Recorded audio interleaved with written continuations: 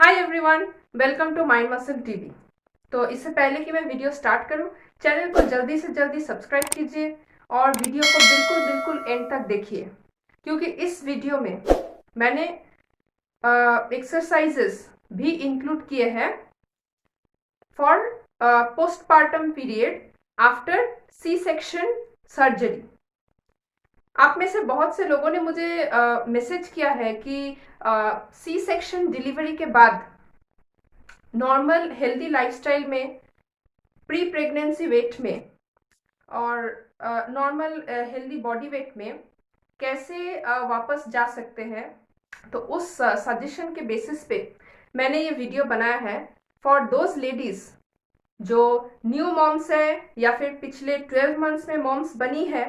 Congratulations to them from me. And आप सबके लिए ही ये वीडियो है, तो बिल्कुल एंड तक देखिए टू नो एवरी वर्कआउट। तो शुरू करते हैं।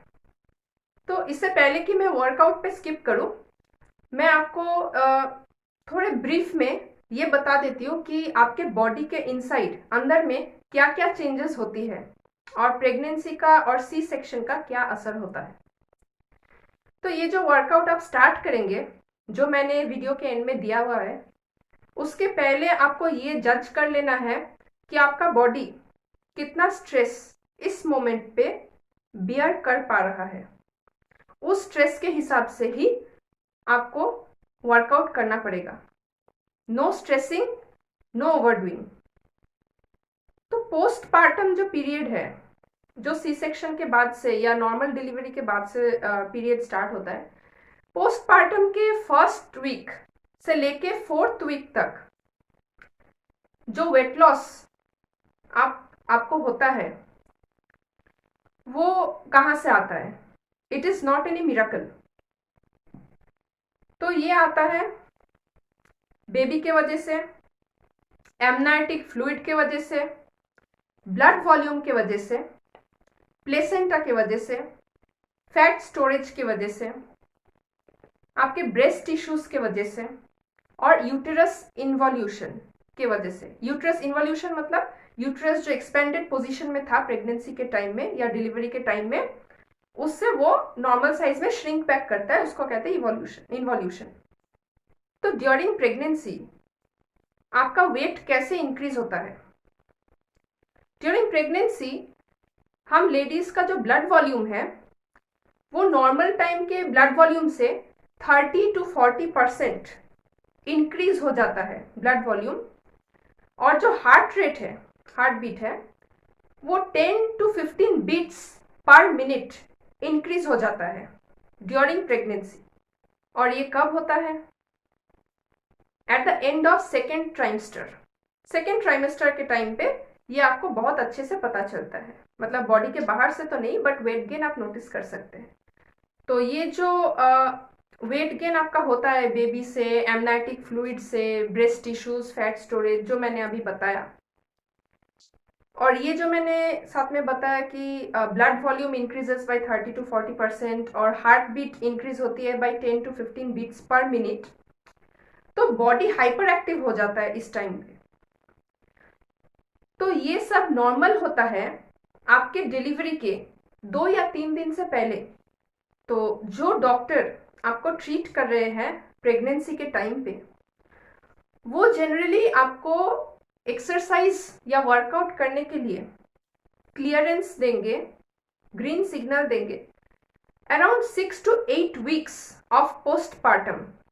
6 to 8 वीक्स के अराउंड सेफ्टी के लिए आपके जो डॉक्टर है, आप अपॉइंटमेंट लेके उनसे आपको पूछना है फॉर दैट क्लियरेंस कि आपका बॉडी अभी रेडी है कि नहीं for the new phase of workout. तो अभी चलते हैं वर्कआउट्स के तरफ। तो वर्कआउट आपको कैसे स्टार्ट करना है? बिल्कुल ट्रेडिशनल फॉर्म्स ऑफ वर्कआउट से स्टार्ट करना है।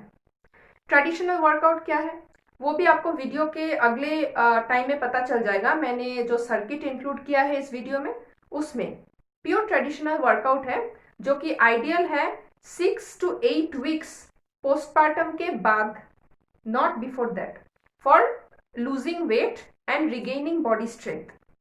तो वो वर्कआउट का सेशन आप ध्यान से देखिएगा, it is in the next part of this video. तो start with the traditional exercise. ध्यान में रखिएगा, exercise should be pain free and irritation free. जब अगर आपको कोई भी पेन या इरिटेशन फील होता हो, stop that movement of exercise then and there. आप एब्डोमिनल या स्ट्रेंथ एक्सरसाइज के लिए, सपोर्ट के लिए आप पोस्टपार्टम बेली बैंड भी यूज कर सकती है। वो आपको कहीं भी किसी भी मेडिकल शॉप में या फिर ऑनलाइन तो अभी मिल ही जाएगा बहुत इजीली। और एक मोस्ट इंपॉर्टेंट बात है, वैसे भी it is not a miracle.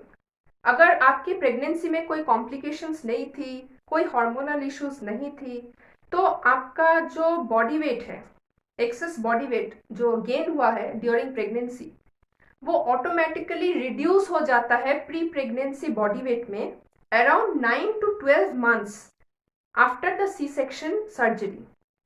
तो ये वेट लॉस कहाँ से आया होगा ऑटोमेटिकली, ये आपको मैंने वीडियो के स्टार्टिंग में जो मेंशन किया था कि ब्लड वॉल्यूम इंक्रीज हो जाता है, fat tissue, breast tissue, baby amniotic fluid, उन सब के वजह से, उन सब के निकल जाने की वजह से और नॉर्मलाइज हो जाने की वजह से ये ऑटोमेटिक जो वेट लॉस है ये अराउंड 9 to 12 मंथ्स आपके बॉडी पे हो जाता है। तो ये जो सी सेक्शन है, मेजर सर्जरी है, क्योंकि आपके एब्डोमेन के most of the muscles cut किए जाते हैं during this surgery. One of the major muscles is transverse abdominis.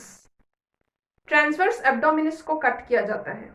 ये ट्रांसवर्स एब्डोमिनिस और पेल्विक फ्लोर जो है हमारे बॉडी का, ये मिलके बेबी को 9 मंथ्स कैरी करती है। तो ये सी सेक्शन सर्जरी के बाद इट इज आवर ड्यूटी कि हम ये ट्रांसवर्स एब्डोमिनिस और जो बाकी मस्कुलेचर्स है वो मैं अभी डिटेल्स में मेंशन नहीं कर सकती क्योंकि वीडियो ऑलरेडी बहुत बड़ा है। तो ये सारे मसल्स और पेल्विक फ्लोर को वापस अपने नॉर्मल पोजीशन में रिगेन करने के लिए हम लोग ये वर्कआउट करते हैं, not only to shed that extra pregnancy weight. तो एक बात ध्यान रखिएगा, जो मैंने वर्कआउट्स आपको दिखाए हैं वीडियो के नेक्स्ट पार्ट में, उनको बहुत मिनिमम स्ट्रेस के साथ बॉडी को ओवर एक्सर्ट ना किए बिना आपको करने हैं। जितना आपका maximum range of motion body ले पा रहा है उतना ही रेंज ऑफ मोशंस में कीजिए, do not force, because it was a major surgery which you had. तो ऐसे टाइम में आपके मसल्स के जो लेयर्स कट किए गए थे, सारे लेयर्स को वापस हील होने हैं। जो आपके स्यूचर्स है, स्टिचेस, उसको हील होना है। तो जितना ज्यादा ये स्टिचेस या फिर ये कट मसल्स जो है ये जितना ज्यादा मूव करेगा, स्ट्रेस में आएगा, उतना लेट होगा आपके हील होने में। तो वो हम लोग कभी नहीं चाहेंगे। तो वो जो पोस्टपार्टम के फर्स्ट वीक से लेके 6 to 8 वीक्स है, उसमें आपको बिल्कुल मोबिलाइज नहीं करना है other than breathing and walking, बस इतना ही करना है।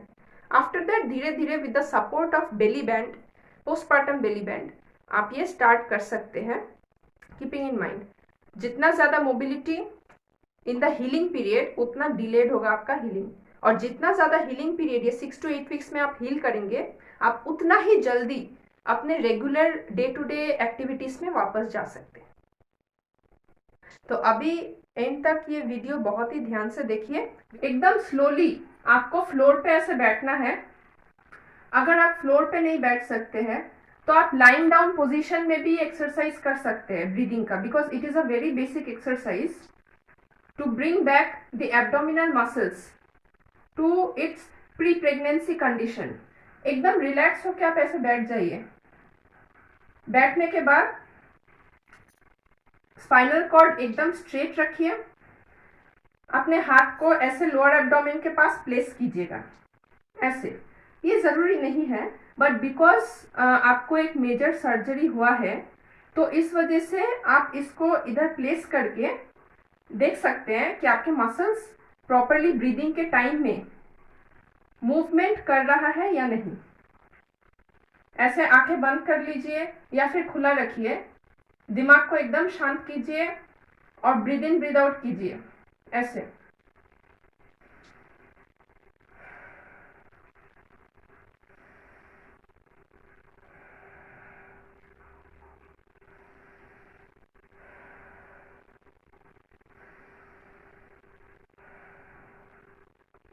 हाथ को हटा के इधर भी रख सकते हैं, जिधर भी आपको रिलैक्स्ड फील हो अपने हैंड्स को प्लेस कीजिए। तो ऐसे आप ब्रीदिंग एक्सरसाइज कर सकते हैं।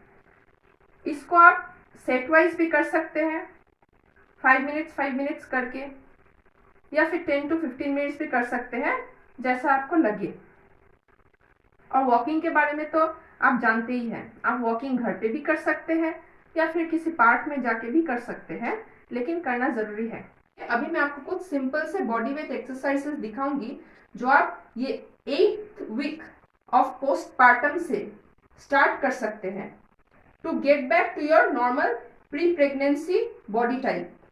तो शुरू करते हैं with the body weight exercises. तो पहले आप बॉडी को वार्म अप कीजिएगा। कैसे? ये बहुत सिंपल है, ठीक है। ऐसे ऐसे करते रहिए। ये आपके बॉडी को वार्म अप करने के लिए है। बहुत स्लोली आपको करना है और ऐसे कहीं भी किसी भी बॉडी पार्ट पे आपको प्रेशराइज नहीं करना है। ऐसे वार्म अप कीजिए पहले बॉडी को यूज टू करने के लिए।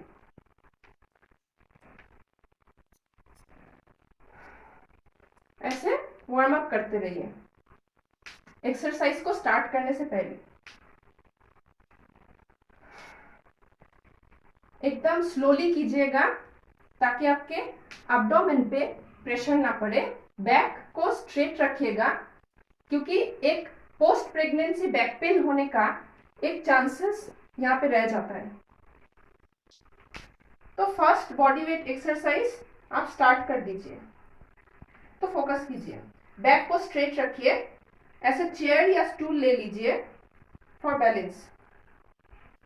ऐसे सीधा नीचे जाइए और ऊपर आइए और ऐसे स्ट्रेच कीजिए, फिर नीचे आइए। ध्यान में रखिए ऐसे ही बैठना है स्क्वाट पोजीशन में।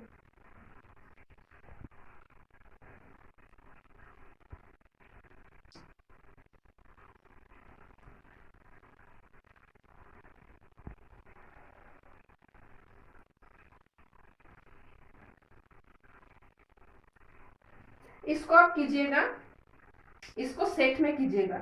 मैं आपको एक सर्किट दिखाऊंगी बैक टू बैक कि उस फुल सर्किट को आपको रिपीट करना है फॉर ऑलमोस्ट 30 मिनट्स।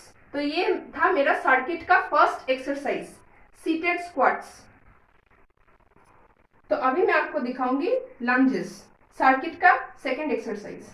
दीवार या फिर कोई चेयर हो या टेबल हो तो सपोर्ट ले लीजिएगा, हाथ को ऐसे प्लेस करके या चेयर या टेबल पे प्लेस करके बॉडी को बैलेंस कीजिएगा। कमर पे ऐसे हाथ रखिए, धीरे धीरे नीचे आइए। लोअर एब्डोमेन में बिल्कुल प्रेशर नहीं डालिएगा। नीचे आएंगे, बैक को स्ट्रेट रखिए, सामने की तरफ देखिएगा टू द फ्रंट, और ब्रीद इन और ब्रीद आउट करते रहिए। बैक स्ट्रेट, ब्रीद इन और ब्रीद आउट पे आप फोकस कीजिए।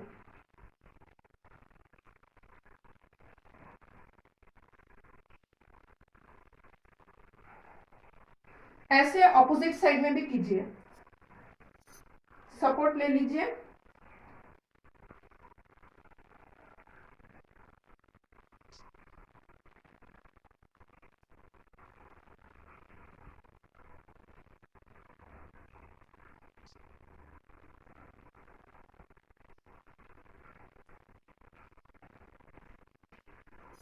ये किया आपका सर्किट का एक्सरसाइज नंबर 2। चलते हैं थर्ड एक्सरसाइज के तरफ, हाफ और पार्शियल बैक डिप्स। तो ऐसे स्टूल या चेयर रख लीजिए अपने पीछे। बहुत ही सिंपल एक्सरसाइज है, आप ध्यान से देखिए। बैक को स्ट्रेट रखिएगा, हाथ को ऐसे पोजीशन कीजिएगा, ऐसे। सिमिलरली दोनों साइड पे पैर को थोड़ा सा सामने ले लीजिए, ऐसे। ऐसा मत कीजिएगा, ये आपके एब्डोमेन पे प्रेशर डालेगा। बिल्कुल ऐसे, एकदम धीरे से, कोई स्ट्रेस नहीं। ऐसे नीचे, फिर ऊपर। फ्रंट में देखिएगा, ब्रीद इन ब्रीद आउट पे फोकस कीजिएगा।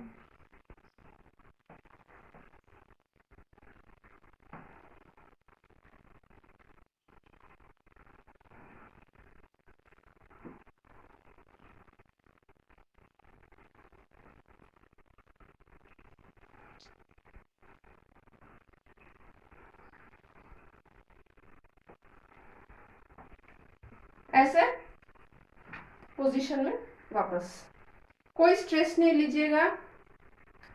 कोशिश कीजिएगा यहाँ पे जितना कम अनइजीनेस हो, जितना कम मोबिलिटी हो, उतना अच्छा।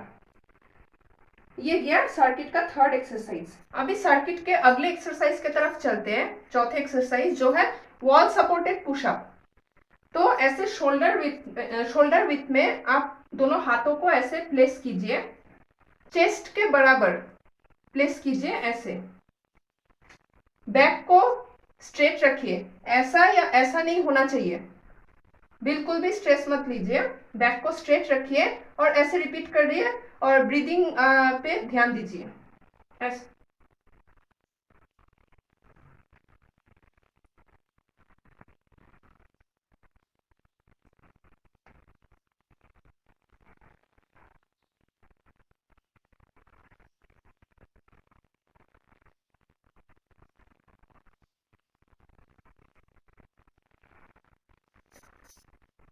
बहुत ध्यान से कीजिए, बहुत ही इजी एक्सरसाइज है।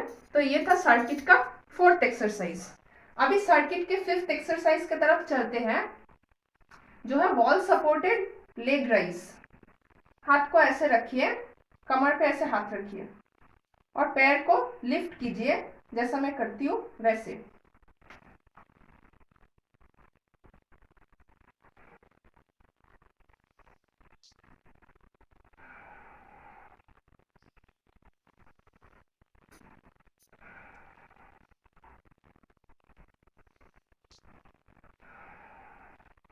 एकदम स्लोली इस साइड पे भी रिपीट कीजिए, like the other side.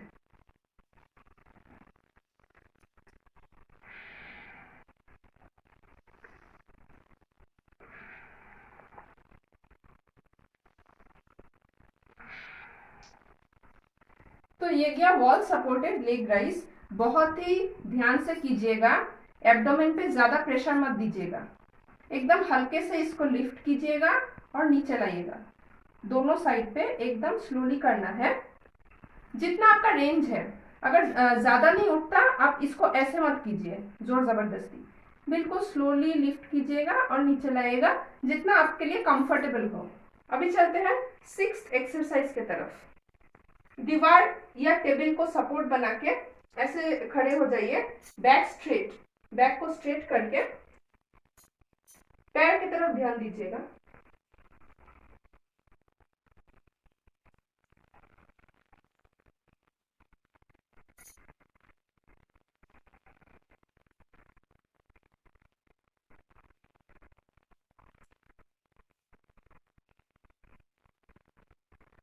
Repeat कीजिए ऑन द अदर लेग।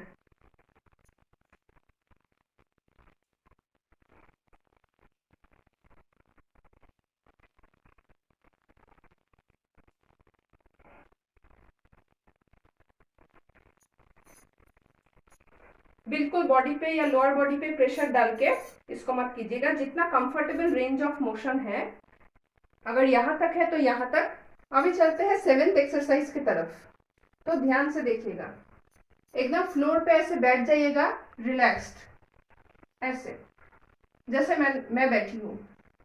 बिल्कुल ऐसे बैठिए, बैक स्ट्रेट करके बैठिए, सामने की तरफ देखिएगा और रिपीट कीजिएगा जो मैं कर रही हूँ। ऐसे कर लीजिए या फिर हाथ को ऐसे भी रख सकते हैं।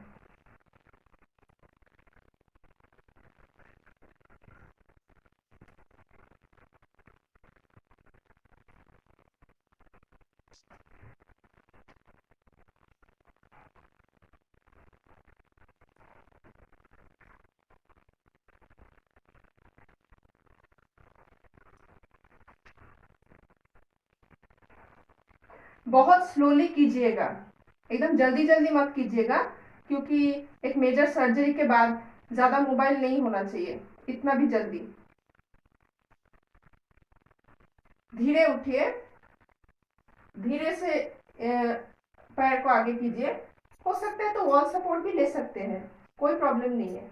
उठिए,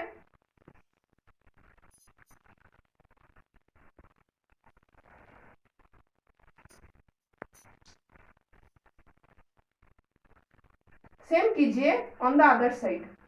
तो ये था 7 इंपॉर्टेंट एक्सरसाइज जो आपको बहुत ही स्लोली करना है, कीपिंग इन माइंड कि आपके एब्डोमेन के मसल्स पे ज़्यादा स्ट्रेस ना पड़े, बट आपके पोस्ट प्रेगनेंसी जो फैट है, वेट है एक्स्ट्रा, वो कम हो सके और आपके प्री प्रेगनेंसी वेट में आप जल्दी से जल्दी वापस जा सके। वीडियो को एंड तक देखने के लिए बहुत बहुत शुक्रिया। इस वीडियो को बहुत से लोगों तक शेयर कीजिए ताकि सबको ये इन्फॉर्मेशन मिले एंड सबको पता चले, friends, relatives, friends of friends, सबको। चैनल को सब्सक्राइब करना मत भूलिएगा, वीडियो को लाइक भी कर दीजिए and stay safe, stay healthy. Once again congratulations for your newborn. बहुत खुश रहिए and see you in next video. Thank you.